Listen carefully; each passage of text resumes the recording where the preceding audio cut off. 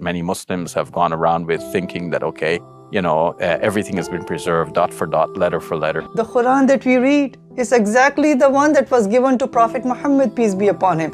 Word for word, letter by letter, surah by surah. Without bothering to learn, they have just simply parroted a common way of speaking about the Quran and saying, it's 100% the way it's always been, with no variation or change whatsoever, which actually is not a scholarly way of thinking about the Quran. Our scholars have always known and have always described in our classical books variations. In academia, there was always a suspicion, we would really like to find a pre-Uthmanic Quran. We would like to see what was there before Uthman suppressed it all and gave us the one copy which everybody has been running around with now.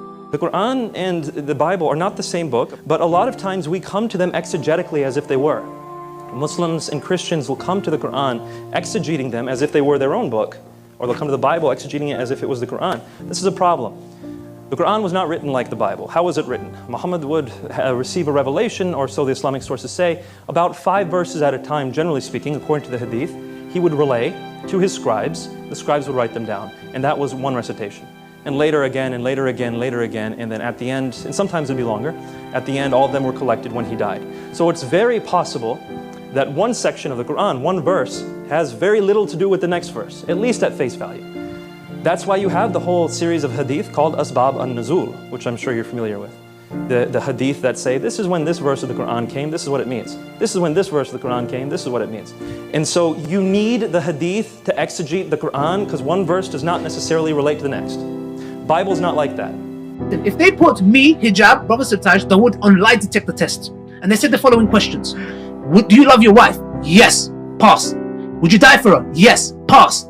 If your wife was okay, would you get a second wife? Yes. Pass. There is not a conflict between a man loving his wife and a man wanting to be polygamous. I agree.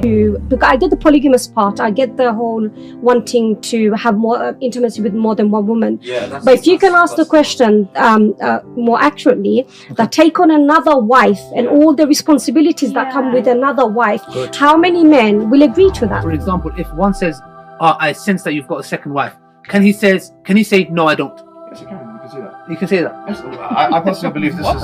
If we sit down and we talk about it, and I take my selfish needs out of it, i.e. me wanting him all to myself, I need to understand them.